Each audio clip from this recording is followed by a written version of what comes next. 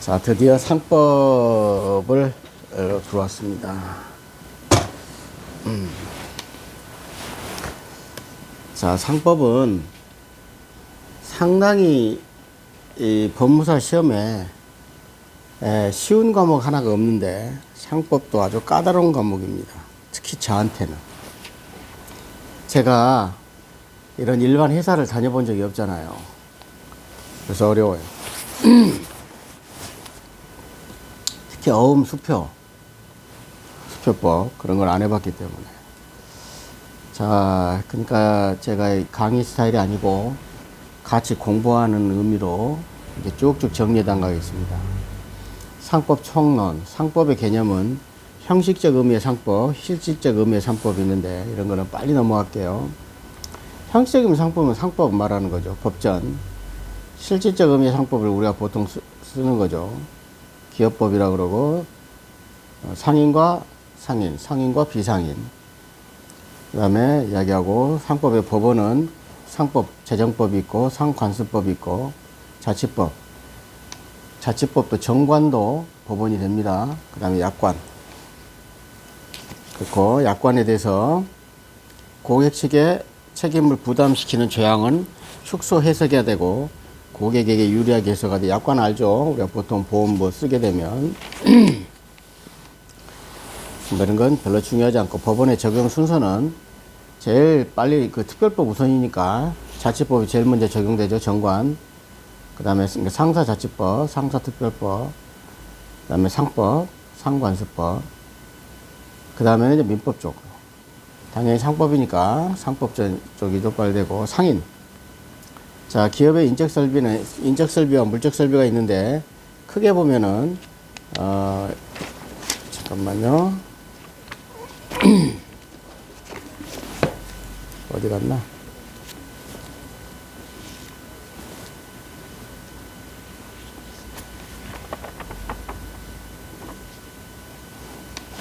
응?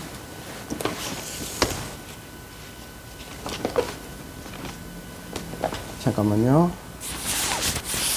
어디 갔지?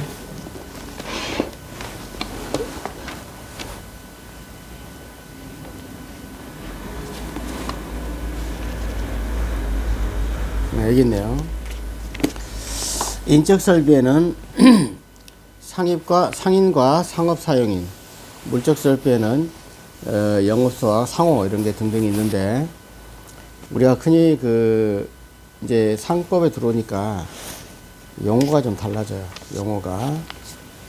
예를 들면 상인이 있고, 상인이 사장이에요. 영업주. 우리가 그냥, 상법을 할 때는 회사가 있고 개인 상인이 있어요. 일반 점포를 생각하면 되고요. 그 다음에 일반 회사를 생각하면 돼요. 회사냐, 점포냐. 그러니까 용어가 달라져요. 그 전에는 어떻게 됐죠? 상인이 사용주. 민법에서는 그리고 상업사용인을 피용자 그랬는데 상법에서는 상업사용인. 그러니까 이제 여러분들 이렇게 용어 자체를 완전히 바꿔야 될 것 같아요. 그래서 상법이 좀 어려운 것 같습니다. 일단 상인은 뭐냐면은 조문으로는 자기 명의로 상행위를 하는 자를 상인이라고 한다. 이게 당연상인이고요. 의제상인은 설비에 의해서 하는 거. 상행위를 하지 않더라도. 그 다음에 회사. 민사회사를 이야기합니다. 이따 얘기했지만은 당연상인은 개인상인과 상사회사. 그 다음에 어떤 설비나 민사회사. 그거를 의제상인이라고 그래요. 상인의 개념 종류. 개인 기업의 경우에는 영업주가 상인이에요. 우리가 보통 점포를 하고 있는 영업주. 그 다음에 회사의 경우에는 회사 자체가 상인이 되는 겁니다. 그래서 만약에 신고명의인이나 납세명의인이 그 권리 의무가 제출가 되지 않는 이상 상인이 아니다 그런 얘기고, 쉽게 말해서 국세청이나 구청에 등록한 사람이 상인이 아니고 실제로 고객과 영업하는 자. 그러니까 간단히 말해서 우리가 민법에서도 그랬죠. 실질이 중요해요. 실제가 중요해요. 그 다음에 유질약정은 유효한데, 그래서 질권 설정자가 상인이어야 되는 건 아니다. 그러니까 간단히 말해서 유질약정이라는 것은 어떤 대여금 채권을 했는데, 저도 아직까지 이거는 정확히 모르겠어요. 그러니까 변제기 전에 너는 돈 내라, 이런 것도 유질로 제가 알고 있고, 그 다음에 대여금 채권을 했는데 대여금 채권 대신에 네 명품 가방을 내놔, 이렇게도 할 수 있다. 그러니까 상법하고는요, 민법하고는 너무너무 이 차이가 많으니까 혼동이 많이 돼요. 그런데 상법도 민법을 또 준용하는 게 너무 많고, 그래서 어려운 거죠. 아무튼 유질약정은 상법에서는 유효, 민법에서는 무효. 그렇습니다. 질권 설정자. 질권 설정자 아시죠? 내가 가방을 맡기고 이렇게 돈을 가는 사람. 질권은 뭐예요? 전당포잖아요. 그러니까 돈을 그렇게 하는 거 어쨌든. 그러니까 간단히 말해서 유질약정이라는 건 뭐냐면, 이제 조금 기억나네. 전당포에다 가방을 맡겼어요. 그리고 돈을 받았잖아요. 그리고 제때 안 가져오면 가방을 압수해버리는 거. 그래가지고 환가를 해버리는 거. 이걸 유질이라고 그래요. 그런데 이거는 유효다. 그 질권 설정자가 상인일 필요는 없죠.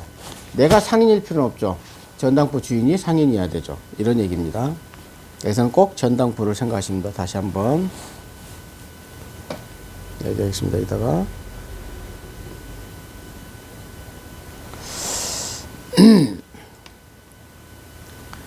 1인의 행위가 상행위일 때는 전원에 대해서 본법을 적용한다. 그래서 일방적 상행위로 인해 담보에서 유질약정을 허용한다, 그런 얘기죠. 1인의 행위가 상행위일 때는 전원에 대해서 본법을 적용한다. 이게 1인 전원 뭐겠어요? 상법은 부진정 연대채무라는 거, 민법은 분할채무가 원칙이라는 거 아시기 바라고요. 이제 당연상인과 의제상인이 있고 소상인이 있습니다. 세 가지로 나눠져야 됩니다. 당연상인은 개인이 22가지 상행위를 하는 거. 그러니까 22가지 상법에 어딘가 있어요. 어디 있죠? 법조문에. 여기 있네요. 46조에 기본적 상행위를 하는 거. 이거를 당연상인이라고 그래요. 개인이나 회사나 종합상사라고 나오죠. 그런 상사회사는 전부 당연상인이에요. 근데 의제상인은 뭐냐? 이 22가지의 상법에 나와 있는 기본적 상행위를 하지 아니하고 있는데도 불구하고 상인으로 취급하는 거, 의제하는 거, 이걸 이야기해요. 아무리 상법전에 22가지를 다 써놨다 하더라도 하루가 멀다 하고 기본적으로 많은 직업이 생기잖아요. 그러니까 저거 전부 거기다가 써놓을 수가 없으니까 그런 겁니다. 자, 중요한 거, 회사는 무조건 상인이에요.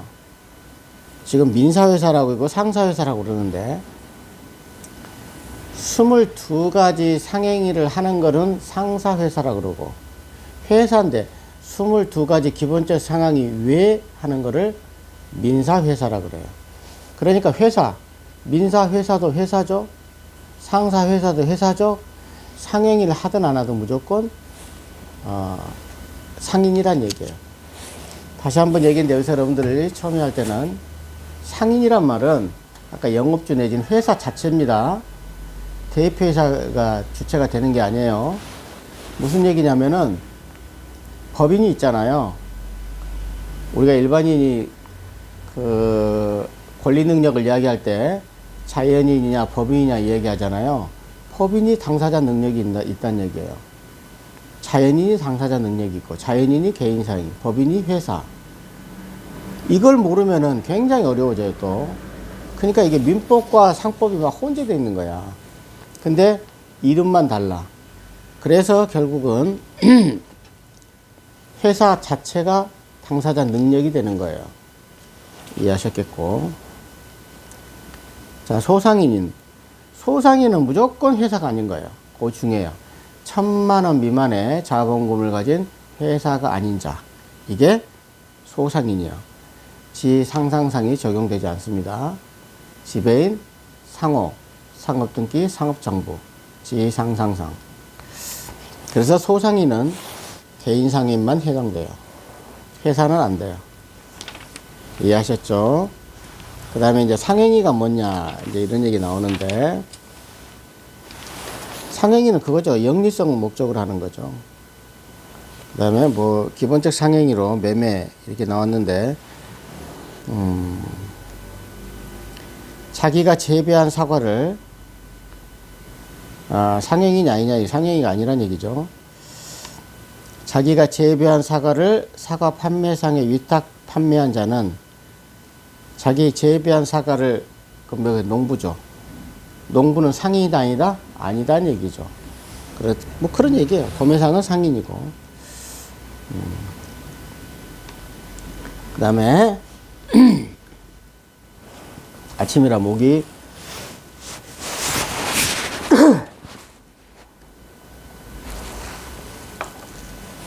상인 자격의 취득과 상실.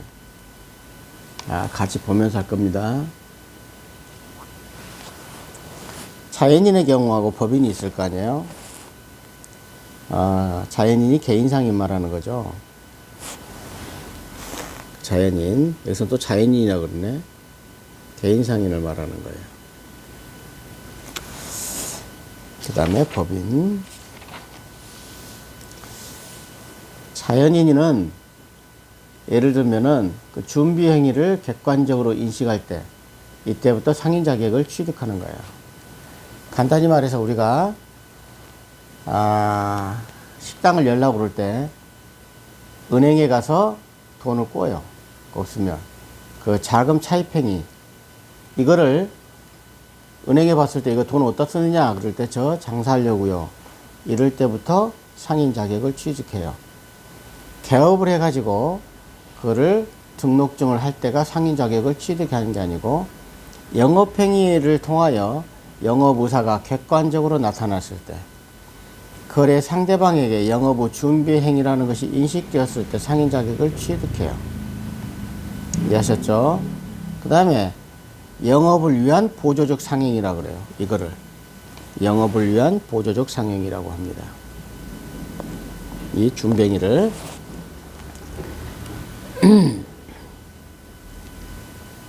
그래서 여기서는 또 나오지만 영업적 상행위가 보조적 상행위가 있는데, 영업적 상행위는 영업으로 하는 거, 보조적 상행위는 영업을 위하여 하는 거. 상법에서 으로 위하여, 이거는 아주 중요하게 많이 쓰이더라고요. 특히 그 어음수표법에서도 제가 아직 안 배웠지만, 예를 들면 이런 겁니다. 중고차 사장이 중고차를 매입해요. 중고차를 매수해요. 이건 영업으로 하는 거예요. 그런데 중고차를 사놓으려고 은행에 가서 돈을 꿔요. 이런 거는 보조적 상행이라는 얘기예요. 이해하셨죠? 영업으로 하는 것인지 영업을 위해서 하는 것인지. 자, 아까 얘기했지만 개인상인 같은 경우는 준비 행위를 주관적이 아니고 객관적으로 인식했을 때, 은행에 가서 돈 꿀 때부터 그거는 상인 자격을 취득하는 거고, 법인은 간단하죠. 반드시 설립 등기할 때부터, 등기할 때부터 그런 겁니다. 자, 이게 판례 보면은 그 다음에 그 자연인 상실, 폐업 신고를 한다 그래도 그렇게 상인 자격이 상실 안 하죠. 그러니까 영업을 폐지하거나 양도한 때, 영업 양도, 사망. 그렇죠. 영업을 양도, 사망. 이럴 때, 하지. 피성년 후고, 선고나 폐업 신고를 할 때나, 이럴 때는, 상인 자격이 상실되지 않아요. 폐업 신고를 한다 그러나, 이럴 때는, 상인 자격이, 영업 양도할 때, 상인적이 상실된다는 거고, 그 다음에 회사가 상인이라고 그래서 대표이사 개인이 상인성이 인정되지 않죠. 그 하나만은 얘기죠. 그래서 법인은 아까 말했듯이 잠깐만요. 개인은 영업양도나 사망인데 법인의 경우는 청산사무 종교시, 간단히 얘기해서요. 아까 말 설립 등기시일 때는 가격을 취득하고, 법인은 그다음 법인의 상실은 청산 등기를 할 때 상실하는 게 아니고 청산사무 종교시, 이거는 뭐 민법에서 너무나 많이 봤기 때문에. 그래서 학교는 상인은 될 수 있을지언정 회사는 될 수 없다. 회사는 반드시 이익 분배하고 관계가 있기 때문에 그렇다고 합니다. 또 농협은 상인이 아니에요. 신협은 상인입니다. 근데 이게 당연한 얘기인데 이게 큰 개념으로는 알아야 되니까. 농협은 조합원을 위해서 봉사함에 있지 상인성, 영리성을 띠지 않는다 그랬고, 신협은 비조합원에 대해서 대출행위를 할 때, 농협도 비조합원한테 대출행위를 할 때는 이것도 반드시 상인이라 할 수 없을 것 같은데, 근데 이렇게 나와요. 그러니까 이게 헷갈리는 거예요. 그냥 외워버릴 수밖에 없죠. 농협은 상인이 아니고 신협은 상인이다. 이렇게. 저도 아직 100% 이해를 못했습니다. 그 다음에 영업능력. 영업능력이라고 해요. 근데 여기서 영업능력이라는 거는 우리가 통상 얘기했을 때는 행위능력이라고 보면 되겠어요. 민법에서는. 미성년자, 피성년 후견인, 피한정 후견인, 이렇게 세 명이 나오죠. 행위 제한 능력자들. 자, 미성년자는 행위를 할 때는 반드시 법정 대리인의 동의가 있다. 미성년자만 그렇습니다. 피성년 후견인이나 피한정 후견인은 성년 후견인의 동의나 한정 후견인의 동의를 가지고 행동할 수 없다. 꼭 이건 아시고, 미성년자만 동의 필요해요. 그런 얘기입니다. 그 다음에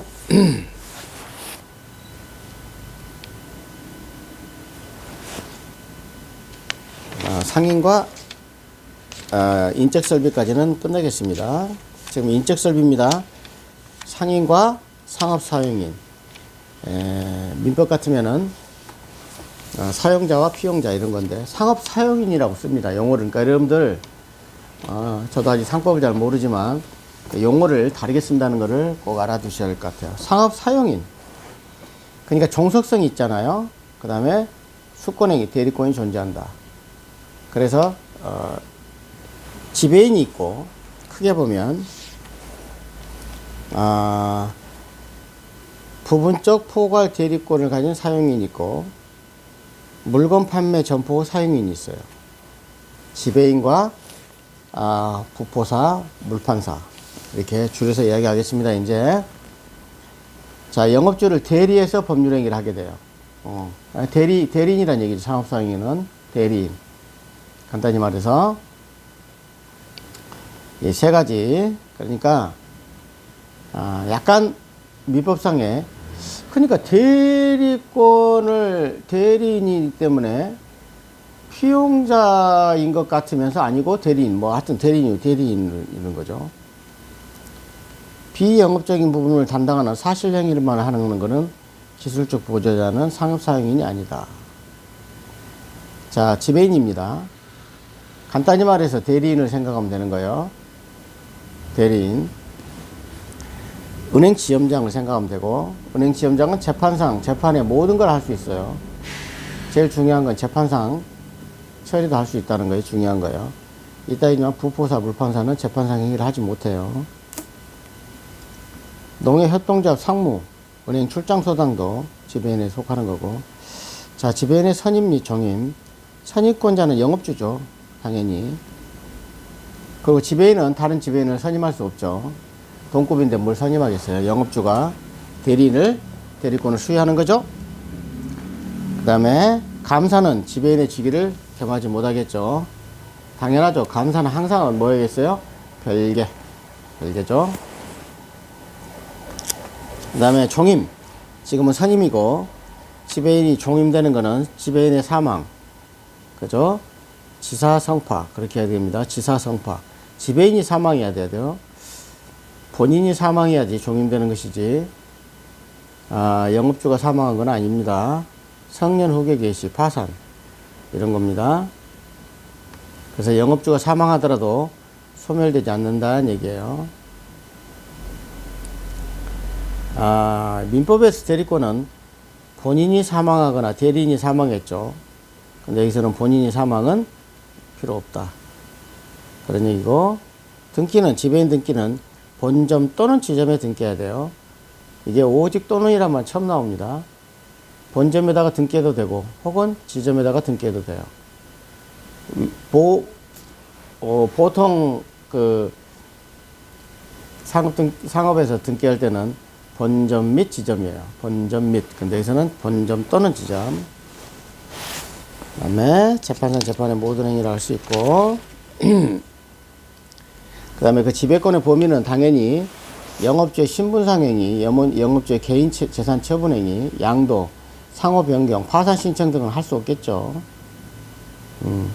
그 선임된 영업주, 지배인은 그렇잖아요. 은행 지점장은 자기 지점에 대해서만 그렇게 법률적으로 이렇게 나옵니다. 선임된 그 영업소에 한해서만 효력이 있다. 그 다음에 대리권 제한. 지배인의 대리권에 대한 제한은 선의 3자에 대항하지 못한다. 그러니까 영업주 사장이 그랬어요. 그 지점장한테, 은행장이 지점장한테 이거는 하지 말라 하고 대리권을 제한을 해놨죠. 근데 일반 상대방에 모르는 사람들한테는 그걸 모르죠. 지점장 명함을 주면은. 그러니까 선의 모르는 제3자에게는 대항하지 못한다. 이런 얘기입니다. 3자 악이 그러니까 무중과실해야 되는데, 악이 중대한과실에 대한 주장은 항상 입증 책임은 영업주가 지는 거예요. 그러니까 이 대리인, 지배인은 뭐라고 그랬어요? 자, 대리인입니다. 대리인. 상업상행위는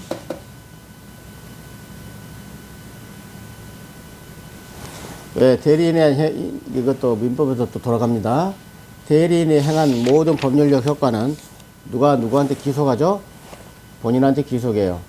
그러니까 영업주한테 귀속이 되니까 영업주가 입증 책임을 진다는 얘기입니다. 그 다음에 이제 지배인 중에서도 두 사람을 또 있습니다. 이제 크게 보면 아까 그랬죠? 지배인과 부포사, 물판사, 부분적 포괄대리인, 현장 소장을 말하는 거고요. 그 다음에 물건 판매 사용인은 점원 말하는 거예요. 회사에 같으면 과장급들을 말하는 거고, 부포사는, 물판사는 점원. 자, 공동 지배인을 뒀어요. 지배인을 한 명만 두는 게 아니고 그 지점에다가 2명. 그러니까 간단히 왜 공동 지배인 두겠어요? 혼자 전횡을 방지하려고. 대리권 남용을 방지할 목적으로 2명을 둔 거예요. 그러니까 2명을 두게 되면 민법하고 똑같습니다. 행사할 때는 공동으로 해야 되고, 그 다음에 수령할 때는 혼자한테 수령하면 돼요. 자, 은행 지점장이 2명이 있어요. 근데 이 손님들이 이 지점장한테만 어떤 의사표시를 해요. 돈을 갖다가 빼든 갚든 어쨌든 은행 지점장이니까. 그렇게 해도 효력이 있다 없다? 있다. 그런데 공동 지배인이니까 나한테 행위를 할 때는 항상 어떻게 하라? 니 둘이 하라는 얘기예요. 영업주 입장에서는 혼자 하게 되면 지 마음대로 하니까. 그래서 둘을 견제하려고 둘이 두는 거예요. 당연하겠죠. 대리권 남용 방지 목적이에요. 그래서 시험에 자주 나오는 게, 자, 능동 대리할 때는 공동이고, 수동 대리할 때는 어떻게 한다? 1인만 가능하다. 이해하셨죠? 그러니까 민법에 대한 기초 없으면 또 상법은 어려워요. 그래서 법무사 시험은 민법이 거의 80%에서 90% 이상을 차지한다. 이렇게 생각하면 됩니다. 저는 그래서 이런 게 잘 이해가 이제 가는 거죠. 수인이 지배인을 선임하고요. 공동 지배인을 했었으면 꼭 등기를 해야 됩니다. 그러니까 지배인에 대한 요건은 뭐예요? 지배인 선정하는 의사표시하고 공동 등기를 해야 되는 겁니다. 그리고 범인호는 능동 대리일 때는 공동으로 해야 되고, 수동 대리일 때는 1인 해야 되고, 이렇게 이야기하면 금방 알아야 됩니다. 손님이 지배인한테 할 때는 혼자 아무한테나 하면 되는 거고 효과가 있고, 그리고 손님한테 의사표시를 할 때는 공동 지배인이니까 공동으로 하라는 얘기죠. 이해하셨죠? 포괄적 위임은 인정되지 않아요. 지배권 위임할 때 개별적 특정적 사항에 한정하여 지배권 행사를 위임할 수 있게 돼 있어요. 간단히 말해서 공동 지배인한테 포괄적 위임은 안 된다. 근데 만약 이거를 둘이 하라고 그러는데 단독으로 했다. 그럼 무권대리죠, 당연히. 단독 행사할 때는. 그렇기 때문에 영업적인 법률 효과가 기속되지 않는 거고. 그리고 공동 지배인의 선임 사실을 공시하지 않는 거. 공시하지 않는 게 뭐겠어요? 등기하지 않는 거예요. 등기.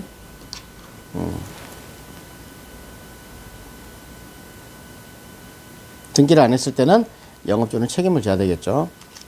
공동대표이사의 선임사를 등기한 경우에도 표현대사법에 적용할 수 있다. 영업주. 그러니까 무슨 말이냐면 아까 말씀대로 공동지배인은 등기를 해야 되죠. 두 가지 요건이 있죠. 의사표시를 하고 등기해야 되고. 그런데 공동대표이사 선임사실을 등기한 경우에도 표현대표이사로서 볼 수가 있다 그러면은 영업주는 책임을 져야 된다. 당연한 거죠. 아까 했지만 우리가 표현대리도 어떻게 했죠? 본인이 전적인 책임을 지는 거죠. 근데 표현대리는 뭐예요? 항상 외관 존중. 그런 대리권 수요 사실이 있다든가 그 외관이 존중해.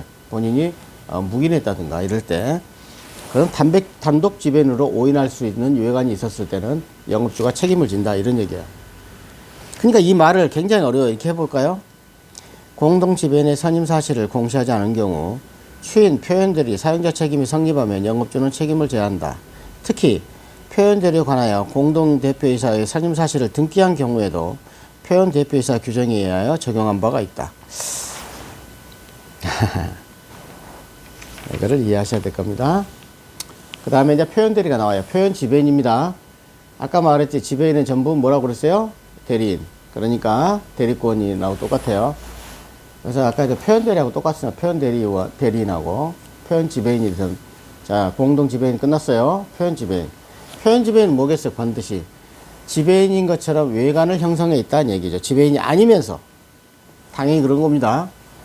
표현지배인, 표현대리가 뭐 했어요? 정당한 대리권이 없는데 대리권이 있는 것처럼 외관을 갖췄을 때 외형주의. 그런 얘기죠. 영업주한테 책임을 진다는 얘기죠. 자, 외관이 있다는 거고, 외관 부여, 외관 존재, 외관 신뢰.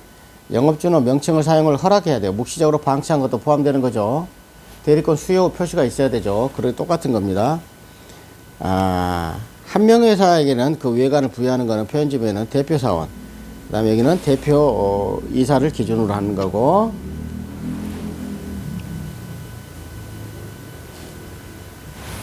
이따 또 나옵니다. 이거는. 그리고 표현지배인은 요건은 외관이 존재하는 거는 그러한 표현지배인의 명칭을 사용하는 거예요. 본인이 간단히 말해서 은행지점장이 아닌데 은행지점장 명함을 파고 다니면서 이렇게 했을 때 상대방 그걸 외관을 신뢰하잖아요. 지점장인지 아는 거죠. 그런 거. 그 다음에 은행 차장, 그 다음에 은행 대리들은 지배인이 될 수가 없겠죠. 상대방은 선이어야 돼요. 상대방은 선이 무중과실해야 되는 거고, 그리고 그러한 규칙은 항상 누가 증명한다? 영업주가 증명해야 돼요. 근데 영업주가 증명해야 된다. 이걸 외우지 마시고 항상 표현대리, 표현지배인, 공동지배인, 지배인은 뭐다? 대리인이다. 대리인의 법률 효과는 반드시 누구한테 귀속된다? 본인한테 귀속된다. 그래서 본인한테 귀속되기 때문에 그 증명 책임 누구? 본인이 여기서 누구예요? 영업주. 영업주요. 은행. 그러니까 그쪽으로 영업주가 증명해야만 된다. 크게 말하면 그런 거고, 결국은 여기 나오죠. 영업주는 상대방의 성이 무중과실이 없는 경우 표현대리 책임에 의해서 전적인 책임을 져야 되는 거고, 또 여기 나왔네요. 우리 그런 얘기 안 하겠습니다. 과실상계의 법리를 유추 적용하여 본인의 책임을 경감할 수 없다. 그러니까 과실상계를 적용할 수는 없다. 그런 얘기죠. 왜 그러냐면, 그러니까 진짜 이걸 제가 상법을 제가 시작했는데 공부하면서 느낀 게, 민법을 조금 이제 제가 이래도록 했잖아요. 1월까지는 한 2, 3회 독을 할 생각이에요. 그러게 되면 더 훨씬 더 머리에 쏙 들어올 것 같아요, 제가. 한 번밖에 안 봤잖아요. 그러니까. 근데 과실상계는 무조건 손해배상 책임에서만 나옵니다. 그러니까 이거는 표현대리에서는 과실상계는 안 나오는 거죠. 이렇게 연결을 해야 되는 거죠. 누가 책임을 져야 돼? 영업주가 전적인 책임을 지는 거죠. 대리권이니까. 그 다음에 재판상 행위는 그 영업주에 미치지 않는다 그런 얘기인데 표현 지배인은 대리권이 없는 거잖아요. 그러니까 재판상 행위를 할 수 있다 없다? 없다. 재판상 행위는 어떻게 해요? 정당한 지배인만 하는 거예요. 이걸로 끝나는 거예요. 그 다음에 부포사. 부분적 포괄 대리권을 가진 상업사행위는 간단히 말해서 현장 소장이나 그 지점장 밑에 있는 지점장 아래에 있는 과장이나 부장급들을 말하는 거예요. 회사 같으면 재판의 모든 행위를 할 수 있다. 재판 못하죠. 개개의 행위에 대해서 영업주로부터 특별 수권은 필요하지 않죠. 그러니까 하나하나를 전부 수권받을 수 없는 거죠. 그냥 알아서 하는 거죠. 그리고 나중에 결제받고 그렇잖아요. 그런 입증 책임 요것도 마찬가지. 대리권 제한은 입증책 영업이고, 그 다음에 부포사는 영업주가 선임하는 게 아니고 지배인도 선임할 수 있죠. 영업주, 그 다음에 지배인, 그 다음에 밑에 부포사, 그 밑에 물판사 이렇게 있잖아요. 계층별로. 저 경우에 재판상에 인정되지 않는 거고요. 그리고 부분적 포괄 살인에는 절대 세 가지를 인정 안 합니다. 재판상에 인정 안 하고 돈에 관련된 거 절대 하면 안 되고, 큰 거, 뭐 채무 부담행위, 채무 보증행위 뭐 이런 거 절대 안 되는 거예요. 예, 직위가 낮으니까. 아까 지배인은 그런 걸 할 수 있어요. 근데 이거는 못 하는 거예요. 그 다음에 표현대리 절대 성립하지 않죠. 그러니까 간단히 얘기해서 이 사람한테는 대리인한테만 대리인. 아까 대리인은 누가 대리인이라고 그랬어요? 지배인만 되니까. 여기서 뭐죠?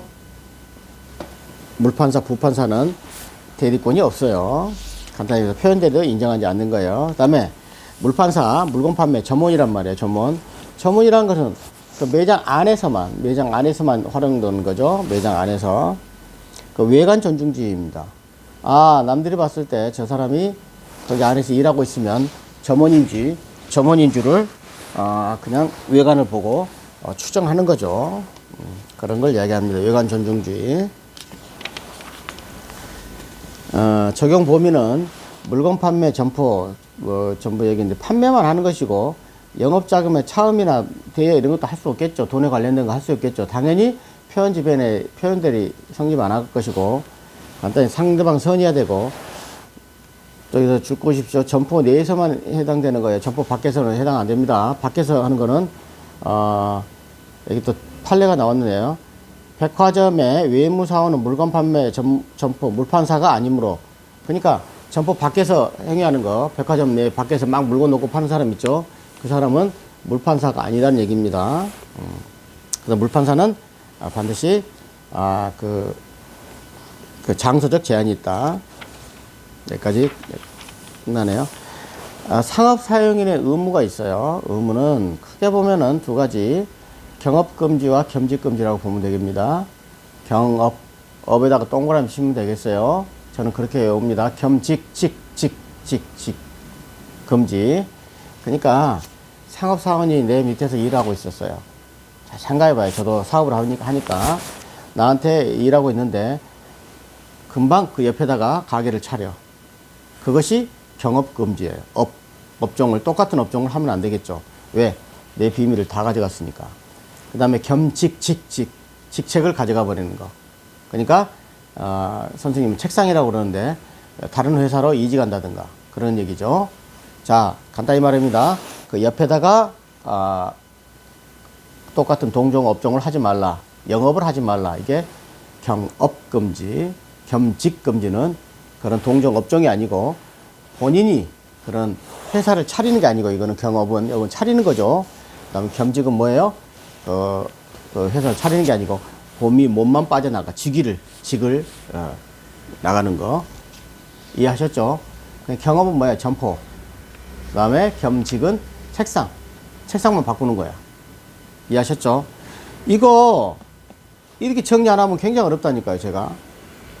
그래서 경업금지 꼭 해야 되는 거고, 우리가 그냥 상식적으로 생각하면 돼요. 자, 자기 또는 삼자 계산으로 영업불에 속하는 거래를 하지 못한다. 그런 얘기죠. 영업으로, 즉 영업적 상행에만 경업 피지가 있고 영업을 위하여 보조적 상행에는 적용되지 않는다. 그런 얘기죠. 그러니까 여기서 나왔잖아. 영업으로가 영업적 상행이고 영업을 위하여가 보조적 상행이에요.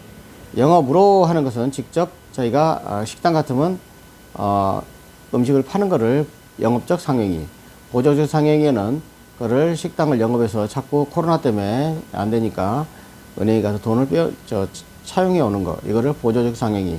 그러니까 경업 금지는 뭐겠어요? 영업적 상행에만 경업 피지가 있는 거고요.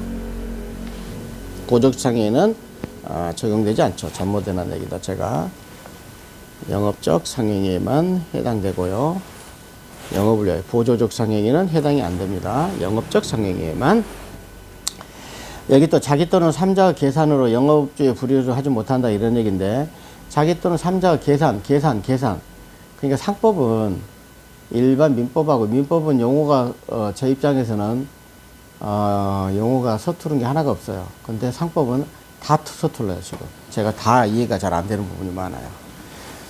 자기 또는 삼자 계산이 거기서 귀속을 말해요. 이익의 귀속. 그러니까 자기한테 이익이 돌아가게 만드는 거, 그럴 때는 못한다는 얘기고, 이따 또 설명을 할 겁니다. 자, 의무 위반. 만약에 경업금지나 겸직금지를 안 했을 때, 밑에 직원이, 영업주 입장에서는 어떻게 하겠느냐. 어떤 경우도 할 수 있는 거는 딱 그거예요. 계약 해지, 손배 청구권. 여러분들 그거는 어렵게 생각하실 필요 없어요. 민법에서도 계약 해제나 해지하게 되면 뭐야? 무조건 소원선, 소급표, 원상복귀, 손해배상 청구권은 무조건 나오는 거죠. 그러니까 계약을 해지할 수 있고 손해배상 청구권은 기본적으로 다 나와요. 경업금지나 겸직금지나. 이해하셨죠? 경업금지나 겸직금지나. 근데 중요한 거, 업종이죠. 업종. 점포를 차리는 거. 겸직은 뭐예요? 집 몸만 빠져나가서 다른 회사로 가는 거. 직위를 바꾸는 거. 좀 제가 이해력이 좀 좋지 않나요? 기가 막히게. 그러니까 그래서 업을 바꿨어요. 내가 이 가게를 하고 있는데 그 옆에다 사무실을 차렸단 말이에요. 이럴 때를 개입권이 있다 그래요. 겸직금지 할 때는 개입권이 없고요. 꼭 아셔야 돼, 이거. 경업금지 위반할 때는 개입권이 있어요. 개입한다 그 말이에요. 내가 개입해. 어떻게 돼? 그 가게 가가지고 엎어버리는 거. 이걸 개입하는 거예요. 근데 이 사람이 몸만 빠져나와 다른 회사에 취직해 버렸어요. 뭘 엎어요, 가서. 엎을 게 없는데. 그러니까 다른 점포를 할 때는 하지 마. 그리고 엎어볼 수 있고. 몸만 빠져나와 회사로 들어갔는데, 그리고 자기 비밀인데, 그 회사 전체를 엎을 수는 없는 거잖아요. 개입권은 없다. 다시 한번 꼭 아십시오. 경업금지 위반에는 손배 청구, 해지, 개입권이 있고, 그 다음에,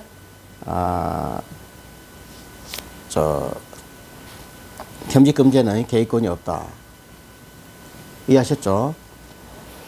그 다음에, 개입권은 이런 겁니다. 자, 정말 중요한 게 이겁니다. 상업사행인이 경업금지 의무에 위반하여 제3자와 거래를 한 경우 그 거래가 상업사행인의 계산으로 한 것일 때는 영업적 계산으로 한 것을 볼 수 있고 3자 계산으로 한 걸 때는 이득 양도를 청구할 수 있다. 처음에 하신 분들은 이게 뭔지 정말 모를 거예요. 그냥 계산. 상업사용인의 주머니에 들어갈 때 계산. 이익의 귀속이라고 그랬잖아요. 그러니까 한마디로 귀속이에요, 귀속. 자, 경업을 금지했는데 옆에다가 차렸어요. 근데 지가 이득을 다 가져가. 내 걸 빼가지고. 바로 옆에 차려서. 그럴 때는 내 이익으로 할 수가 있는 거예요. 근데 여기 나왔잖아요. 3자 귀속으로 들어가게 돼 있어. 자기 마누라하고 동업을 하면서 식당을 차렸어요. 여기다 식당을 똑같이 사무실을. 그랬는데 지 마누라 이익이 전부 통장으로 들어가. 그럴 때는 어떻게 한다? 네가 뺏어줘 그런 얘기야. 이득 양도를 청구하는 거야. 삼자한테는 내가 직접 할 수가 없는 거니까 이득 양도 청구. 자, 상업사용인의 계산으로 할 때는 영업적 계산으로 보고 제3자 계산으로 들어갈 때는 이득 양도를 청구할 수 있다. 이거가 아주 중요한 것입니다. 자, 그래서 이제는 상업사용인가하고 해서 물적 인적 설비를 끝났습니다. 자, 마치겠습니다.